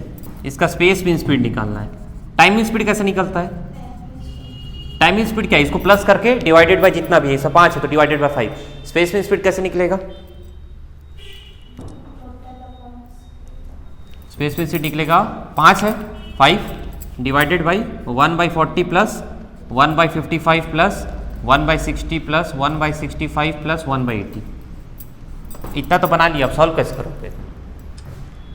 अब इसको आप एलसीएम लोगे, एलसीएम लेके फिर उसको प्लस करोगे, फिर ऊपर लेके जाओगे, है ना, करना पड़ेगा।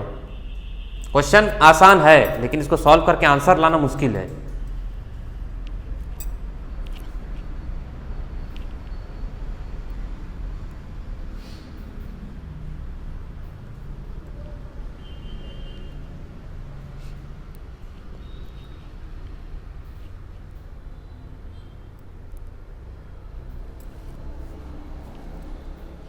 एक ट्रावर्स मान के चलिए दिया हुआ है इस टाइप से, और जो एंगल्स देता है और पर्टिकुलर ये वाला एंगल कितना है पूछा है, ठीक है। तो आपको स्टेप बाय स्टेप बढ़ते हुए उस एंगल तक पहुंचना पड़ेगा। 4 बियरिंग बैक बियरिंग वाला जो प्रिंसिपल है उससे मैं कुछ कुछ क्वेश्चंस का बता रहा हूं।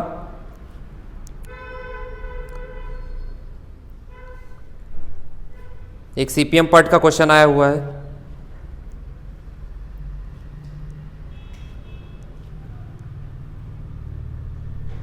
एक एनवायरनमेंट में आपको जो नॉइस पोल्यूशन है और एयर पोल्यूशन है उसका थ्योरेटिकल क्वेश्चन पूछता है, तो वो वाला पार्ट को थोड़ा सा देखेंगे, डायरेक्ट पूछेगा आपको उसमें।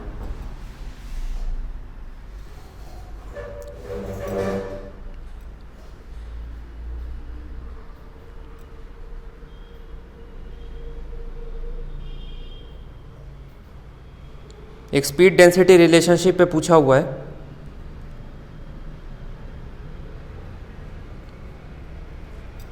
टाइम हेडवे स्पेस हेडवे आप लोगों को याद है? टाइम हेडवे स्पेस हेडवे को भी देखते हुए बढ़ेंगे। एक क्वेश्चन आया है आपका सुपर एलिवेशन का। सुपर एलिवेशन वाला जो इक्वेशन है उससे बन रहा है E + F = v²/gr। अब इसमें F दिया हुआ है, V दिया हुआ है और आपका R भी दिया हुआ है, आपको E निकालना है। लेकिन वही बात है ना कि E आपको निकालना है, मान के चलिए ये दिया हुआ है, आपको V दिया हुआ है 80 km/h और उसको आपको मीटर्स पर सेकंड में आप कन्वर्ट करोगे, वो डालोगे अपॉन 9.81 इंटू R मान के चलिए 200 है। अब इसको सॉल्व करना है वहाँ पे, तो आपको कैलकुलेटर का अगर प्रैक्टिस नहीं रहेगा तो इसमें आप 10 मिनट लगा दोगे। बहुत ज़रूरी है ये सब चीज़ में आपका हाथ बैठना, नहीं तो सामने इक्वेशन था और सब कुछ था लेकिन आप आंसर नहीं निकाल पाए।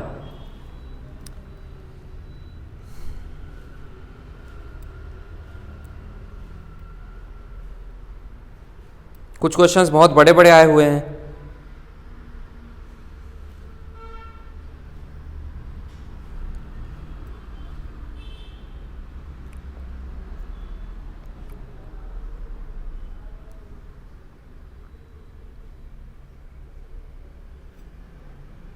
एक सिग्नल इंटरसेक्शन का क्वेश्चन है। क्या होता है टोटल सिग्नल टाइम का फॉर्मूला?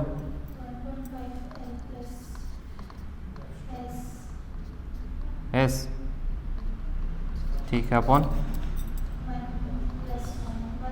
1 - y। इसका क्वेश्चन पूछा हुआ है वेबस्टर। तो आप देख रहे हैं कि ट्रांसपोर्टेशन से कितना क्वेश्चन हो गया अभी तक। एक आध क्वेश्चन और था जो छोड़ा हूं मैं, 4 क्वेश्चन तो दिख गया। ऐसे ही करके आप अपने सब्जेक्ट का थोड़ा सा देखेंगे कि आप जो सब्जेक्ट को पकड़ रहे हैं, जैसे इसमें मैं देख रहा हूं कि फ्लूइड का क्वेश्चन भी ज्यादा दिख रहा है मेरे को,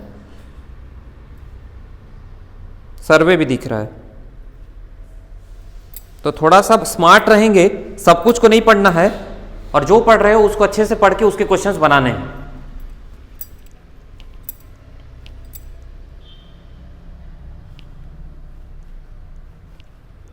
ये जो मैट्रिक्स है ना, ये मैट्रिक्स को थोड़ा अच्छे से देखेंगे, ठीक है?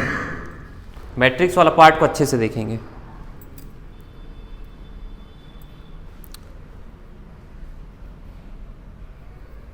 स्टील के क्वेश्चन मेरे को कम दिखे हैं इसमें, फ्लूइड का दिख रहा है क्वेश्चन।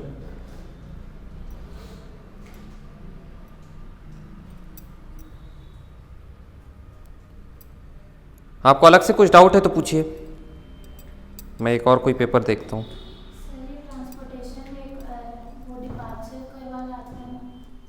डिपार्चर मेरे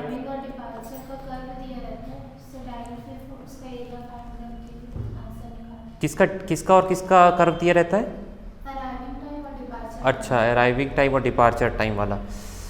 ठीक है, मेरे को एक क्वेश्चन भेजिएगा, उसका मैं सॉल्यूशन आपको देता हूँ किस तरीके से उसको अप्रोच कर सकते हैं।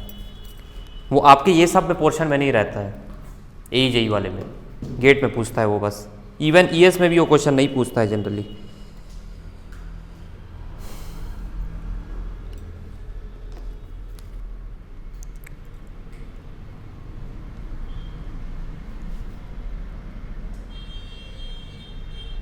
एक क्वेश्चन इंग्लिश में पूछता है कि आपको एक पर्टिकुलर सेंटेंस दे दिया है, उसमें से एक वर्ड के नीचे अंडरलाइन रहेगा और पूछेगा कि इनमें से 4 ऑप्शन है और इसमें कौन सा ऑप्शन को इसमें पुट करने पे सेंटेंस का मतलब चेंज नहीं होगा। तो मतलब क्या पूछ रहा है वो, कि वो इस पर्टिकुलर वर्ड का समानार्थी पूछ रहा है कि सेम मीनिंग वाला और कौन सा वर्ड है नीचे, बस आपको वो देखना है।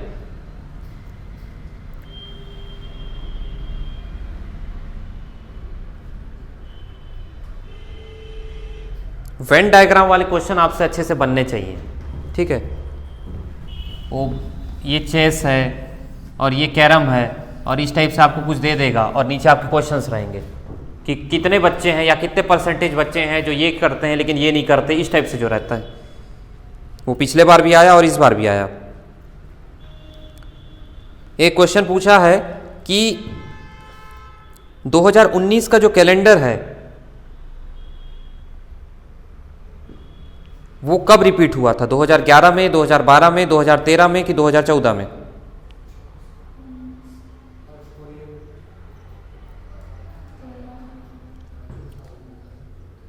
2013 में। कैसे हुआ?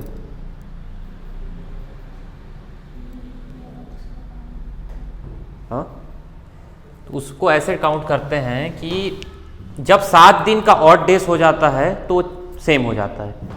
तो 2019 है, 2018 में ऑड डे 1 होता है, 2017 में ऑड डे 1 होता है, 2016 में ऑड डे 2 हो जाता है क्योंकि ये लीप ईयर है। 2, 3, 4, 2015 में 1, 2014 में 1, कितना हो गया? 2, 3, 4, 5, 6 और 7वां कौन सा है? 2013। तो इस ईयर में ये रिपीट होगा, इस टाइप से रहता है। मतलब ये क्वेश्चन एकदम अलग है, इसका कोई वो नहीं है। अगर आप देखोगे और जानोगे और फिर से रिपीट हुआ तो ठीक, नहीं तो अलग से इस टाइप के क्वेश्चन देखोगे तो नहीं बनेगा।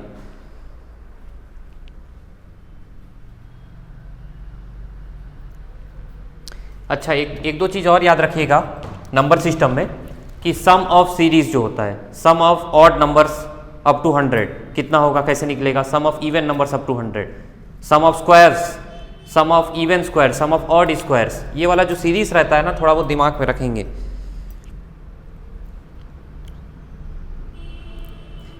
प्रोबेबिलिटी बहुत इंपॉर्टेंट है। एक सिक्का आप उछाल रहे हो 15 बार, कितना प्रोबेबिलिटी है कि 8 बार हेड आएगा? इस टाइप के क्वेश्चंस पूछता है।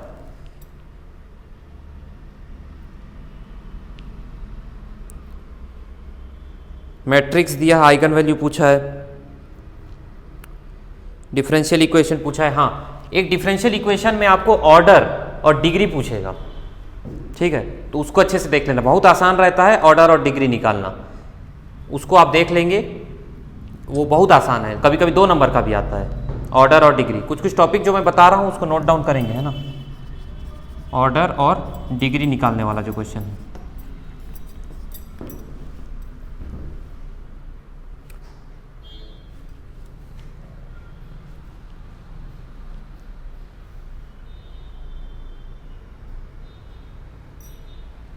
एक क्वेश्चन आया है soundness test, crushing test, Los Angeles test और स्ट्रिपिंग वैल्यू टेस्ट का, वो मैच द फॉलोइंग टाइप से।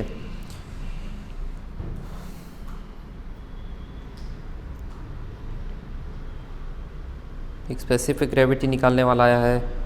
विंड से जो सॉइल डिपॉजिट होता है उसको क्या बोलते हैं? Aeolian soil. उसमें ऑप्शन दिया लैकोस्ट्रीन, ब्लैक कॉटन और एलुवियल।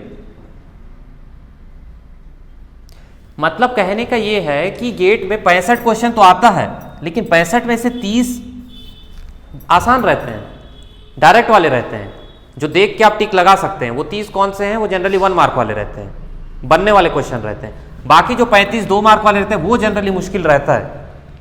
बाकी ओवरऑल 30 नंबर स्कोर करने लायक का रहता है।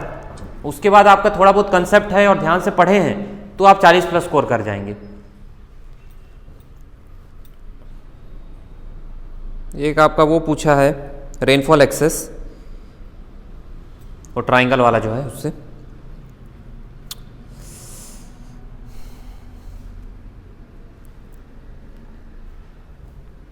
सुपर पैसेज क्या होता है वो पूछा है। 4 ऑप्शन दिया है कि canal FSL is below the drain HFL, या फिर उसके बेड से नीचे है या बेड से ऊपर है, इस टाइप का 4 ऑप्शन दिया हुआ है। मस्किंघम इक्वेशन कहाँ यूज करते हैं?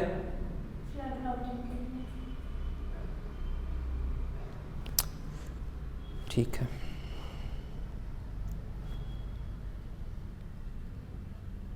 ट्रांसपोर्टेशन के क्वेश्चंस इसमें भी दिखे हैं। ट्रांसपोर्टेशन में ट्रैफिक को भी जोड़ के बोल रहा हूं मैं। एक आपको पूछा है स्टाफ वाला आपको कुछ क्वेश्चन पूछा है रेसिप्रोकल लेवलिंग का। रेसिप्रोकल लेवलिंग आप लोग किए हैं, बहुत क्वेश्चन करवाए हैं, उसका क्वेश्चन पूछा है। एक हाइड्रोलिक जंप का क्वेश्चन है।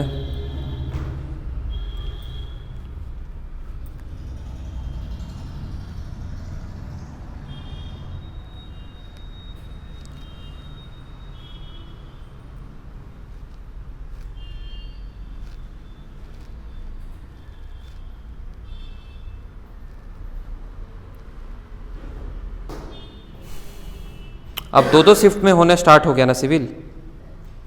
पिछले बार 2 शिफ्ट में हुआ था और इस बार 2 शिफ्ट में है। ठीक, पहले 2 शिफ्ट में नहीं होता था, एक ही शिफ्ट में होता था।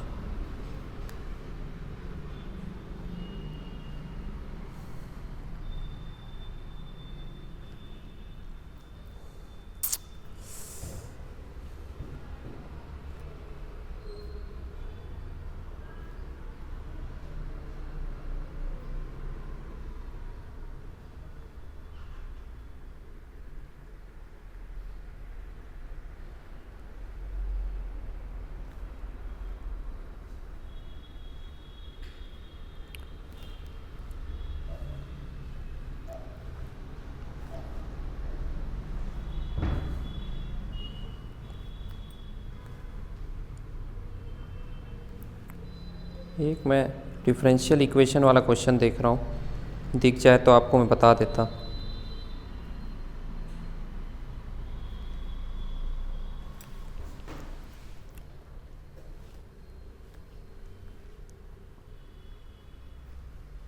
देखिए एक क्वेश्चन है, मान के चलिए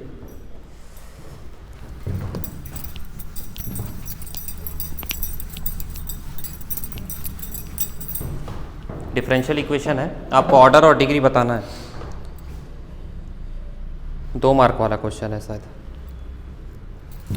दिया हुआ है d cube y upon d x cube plus x d y by d x to the power 3/2 plus x square y is equal to 0। इसका डिग्री कितना है, ऑर्डर कितना है? पहले डिग्री और ऑर्डर होता क्या है ये बताइए। इसमें ऑर्डर कितना, ऑर्डर डायरेक्ट बता सकते हैं आप। ऑर्डर 3 क्यों है? वो हाईएस्ट जो डिफरेंशियल होता है वो होता है ऑर्डर। इसमें हाईएस्ट डिफरेंशियल कितना है, मतलब डी के ऊपर कितना है, 3 है, तो ऑर्डर कितना हो गया 3। डिग्री कितना है, डिग्री कितना है, डिग्री 1 है।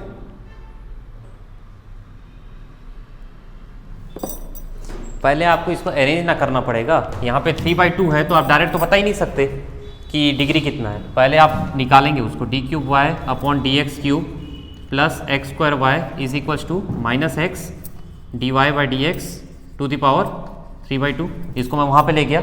अब मैं क्या पावर डालूँ कि ये रेशियो से कन्वर्ट होके एक होल नंबर में आ जाए?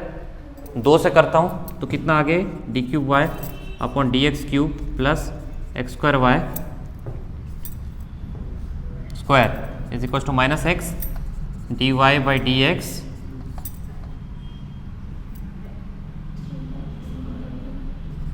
एक्स स्क्वायर और ये क्यूब। तो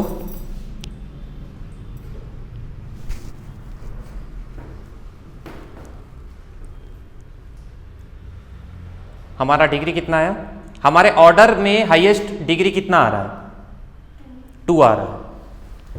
इस पे हाईएस्ट कितना आ रहा है, 2 आ रहा है, तो डिग्री आपका 2 हो गया। लेकिन हमको इसको चेंज क्यों करना पड़ा, क्योंकि वो होल नंबर में नहीं था। आपको होल नंबर में आप पहले लाए उसको और उसके बाद देखें कि आपके पर्टिकुलर ऑर्डर में डिग्री हाईएस्ट कितना जा रहा है, तो डिग्री जा रहा है 2। इस टाइप के अगर आप 10-12 क्वेश्चन बना लोगे ना तो ये वाला टॉपिक तो कंप्लीट हो जाएगा आपका। इसको बना ही लेना, ठीक है। अभी के लिए इतना ही रखेंगे। हाँ,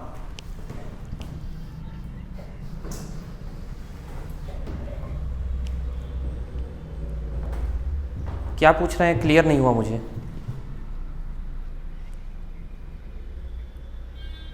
हाँ, हिंदी में अवेलेबल नहीं होता है, हिंदी में नहीं होता है ना अवेलेबल गेट के क्वेश्चंस। इंग्लिश में अवेलेबल है ना, इंग्लिश में अवेलेबल है। प्रीवियस ईयर को आप सर्च करोगे तो उसका बुक भी अवेलेबल है, सिर्फ एप्टीट्यूड रीजनिंग का अलग से प्रीवियस ईयर का बुक भी आता है, आपको ऑनलाइन टेलीग्राम में भी मिल जाएगा। आप वो बुक को किसी भी तरीके से सॉल्व कर लीजिएगा, क्योंकि उसमें फ़ायदा ये है कि वो हर ब्रांच का आपको देगा। आपको हर ब्रांच का बनाना है, मैथ्स भी आपको हर ब्रांच का बनाना है। इंग्लिश, मैथ्स, एप्टीट्यूड, ये 3 पोर्शन आपको हर ब्रांच के प्रीवियस ईयर 12-13 साल लगाने हैं। उससे ज़्यादा जा सकते हो तो और बढ़िया है।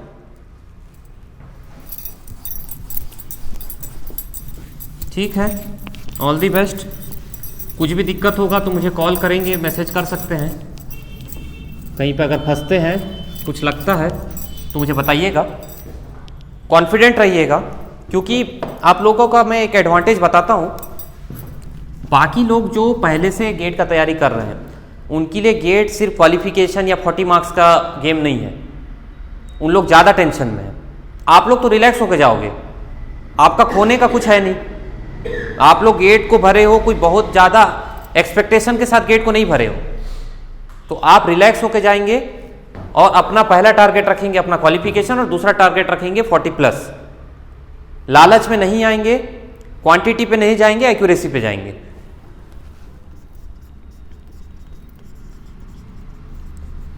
ठीक है, प्रीवियस ईयर क्वेश्चन को अच्छे से देखेंगे और जल्दी नहीं बनता है प्रीवियस ईयर गेट का। फिर से बता दे रहा हूं, एक पेपर 65 क्वेश्चन बनाने में बहुत समय लगता है, क्योंकि उसके जो क्वेश्चंस हैं 4-4, 3-3 स्टेप वाले रहते हैं। वो बहुत समय लेगा आपका, और समय दे के ही आपको करना पड़ेगा। इसीलिए मैं आपको 10-12 साल और 6 सब्जेक्ट ये सब इतना ही बोला हूं। नहीं तो मैं भी बोल देता कि पूरे सब्जेक्ट को देख लो, पूरा 20 साल का देख लो, तो उससे क्या मतलब रह जाता कि आपको 25 दिन में कुछ निकालना है। 6 महीना रहता, 3 महीना रहता, तो मैं तो वो चीज़ बोलता ही नहीं। अभी क्योंकि ये टाइम है तो उसको आपको इस तरीके से यूटिलाइज करना है। ठीक है, और कुछ है तो बताइए।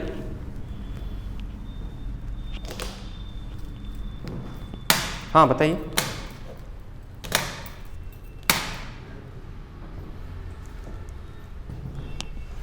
हाँ हाँ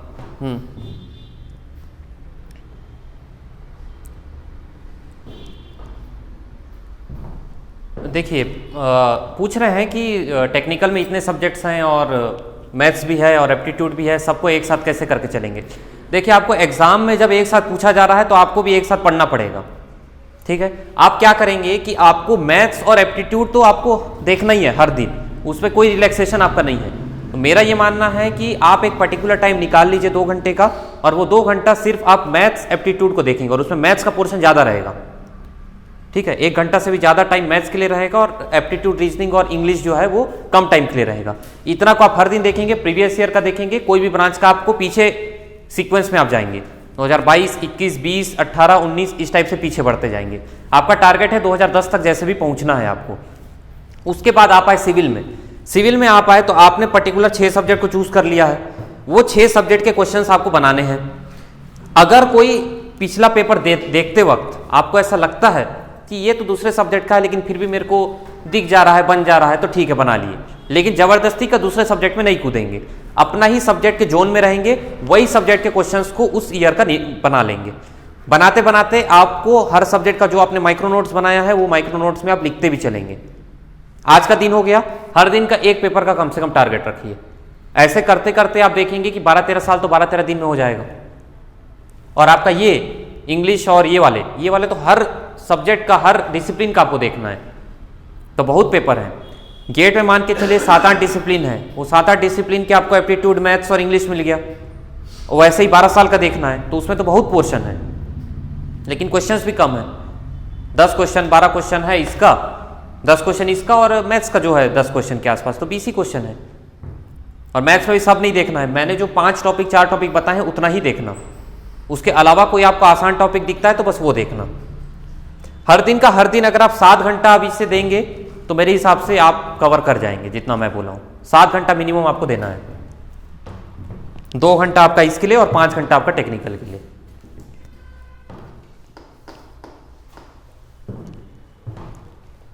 और कुछ?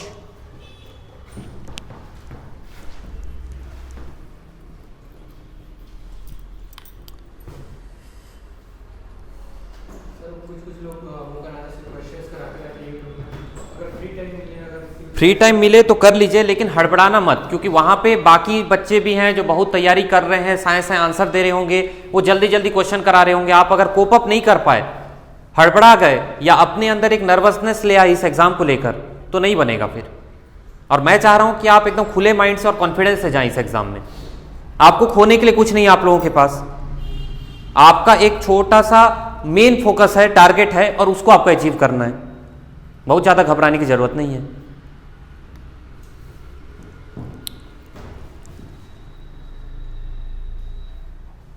और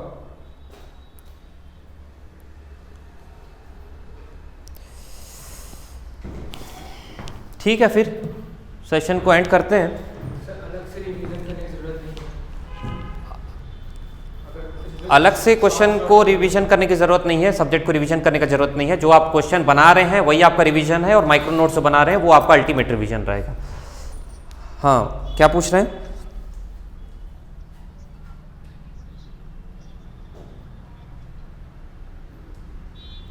क्या पूछ रहे हैं? मैथ्स के रिलेटेड है?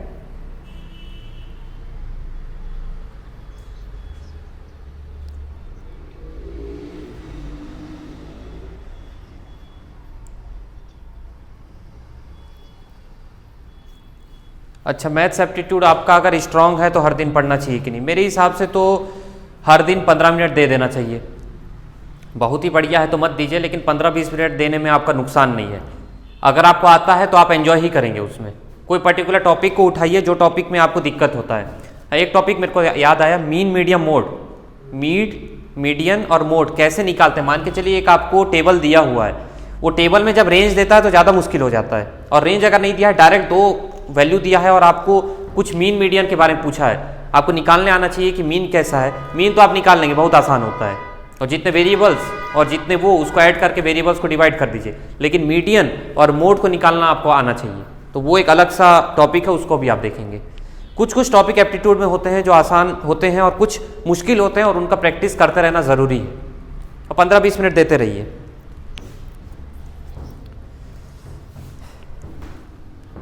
ओके, ठीक है। Thank you everyone, all the best.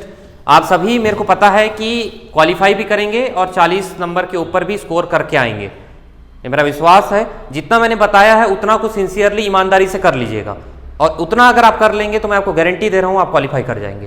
Qualify करने के बाद आपको एक अलग सा कॉन्फिडेंस आएगा अपने अंदर। AE के भी जो एग्जाम्स आएंगे ना, फिर वो भी आप निकालेंगे।